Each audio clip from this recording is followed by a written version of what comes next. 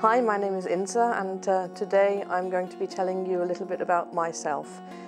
A big challenge in my life is that I've never really been quite sure of what I actually want to do.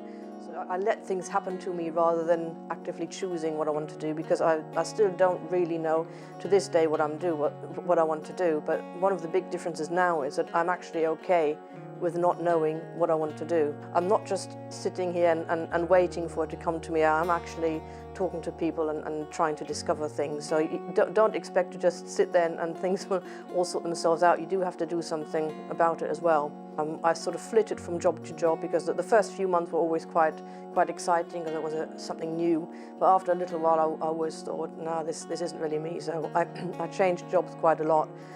I've been on a lot of personal development courses as well, and they always tell you on these courses that you choose to be happy, and you always take responsibility for everything. And I think that's not necessarily a good thing, because then you just beat yourself up about when it's not going well, and you think, well, I've done all these courses and I've done this and I've done that, so why am I not feeling really great about it?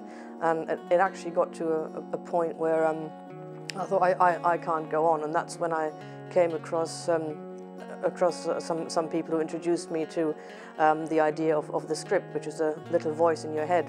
That's just made a massive difference to me, because even though that voice in my head is still there, I now know that it's not me. It's just a little voice, and it's an accumulation of when I was little, parents, teachers, people around me, just sort of putting stuff in my head that at the time when I was a child I believed, and I know that I can ignore it and I can tell where to go.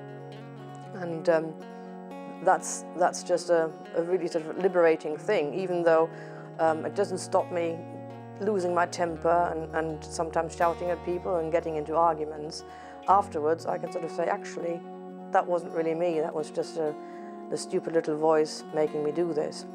Now this is one that's a little bit more difficult for me to talk about, partly because a lot of people that are quite close to me don't know about this, but I'm going to do it anyway.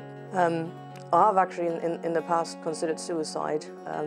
I've never actually gone as far as doing anything physically, trying to slit my wrists or take tablets or anything, but I actually got as far as looking into ways of committing suicide and going on forums and stuff. I sort of chickened out, because I got as far as saying, like, what's the best way of killing yourself, and there were all these various methods, like you can shoot yourself, but A, getting a gun isn't that easy, and B, even if you're a good shot, things can go wrong and then you end up as a vegetable, which I didn't really fancy.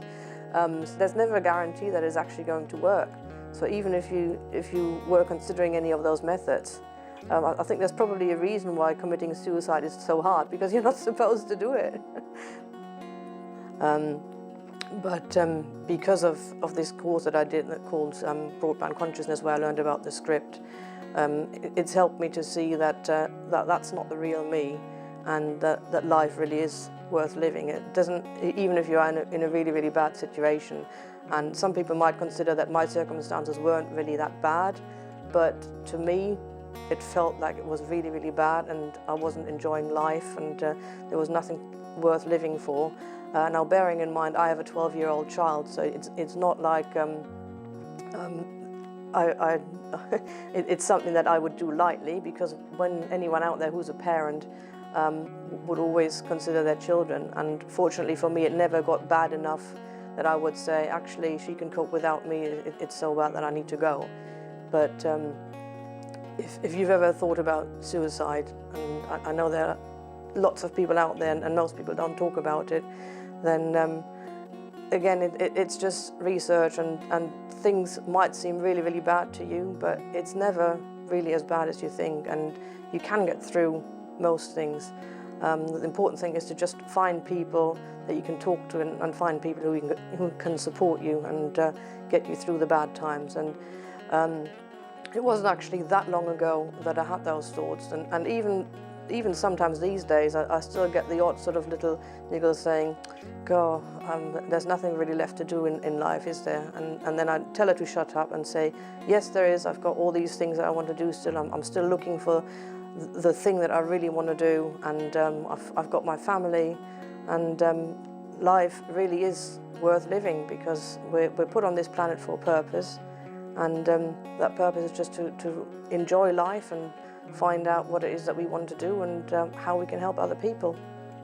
I would always recommend, if you are depressed, trying to avoid medication, because the medication, it just gets rid of the symptom, it doesn't get rid of the actual cause. And I mean, for me, the cause was fairly simple, because it was a sort of postnatal thing. I'd had a C-section, which made me feel that I wasn't a proper mother, because I didn't actually give birth as such. She just sort of popped out of my tummy, which isn't a natural thing. And then I had problems breastfeeding as well, which again made me feel, or the little voice in my head was telling me I was a bad mother for not giving my daughter the best start in life, giving her breast milk. So that all contributed to me not just feeling depressed, but actually being depressed. And I think at the time probably the medication wasn't a bad thing, because otherwise I wouldn't have got out of it, and I probably wouldn't have gone to seek some other help to get rid of the antidepressants. But at the lowest point, and this is nothing to do with the postnatal depression now, is when I was seriously considering suicide.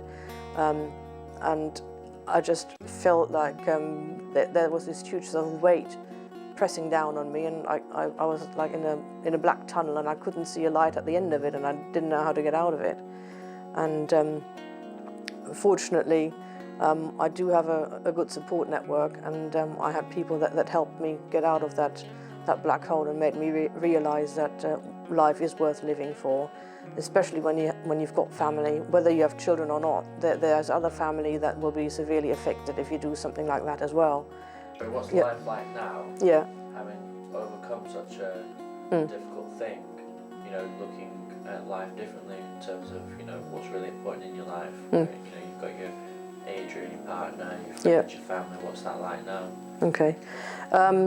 So these days, even though I still get my lows, I just look at something that can sort of lift me up, and it might just be listening to one of the songs that I really like, sort of really an upbeat thing, something like "Walking on Sunshine" is one of my big favorites. Another thing I also do, which I've been taught by one of my mentors, I don't do every day, but if I'm feeling a bit sort of iffy, I just sort of do this. Make sure that there's no coffin around me, which means that I'm not dead, and it's a good day. So if you just think of all the people who haven't got another day to live, or who haven't got much longer to live, who just love to swap their life with you so that they could have another few years to go on, just think about that, because once the curtain's down, that's it. There's no coming back. So even if I'm feeling low, there's always something I can find that's good about my life. How does it feel to tell your story? A little bit scary, but it's quite liberating as well, just to not so much to get it off my chest, but just really to be able to share with other people. And one of the things that I really like doing is helping people. And in my daily job, I help people, not on a sort of deep level. It's more just helping them with using a piece of software. But being able to help people and knowing that my story, even if it only helps one person, that's just a really nice feeling, to know that I've helped someone who's in a similar situation or having similar challenges.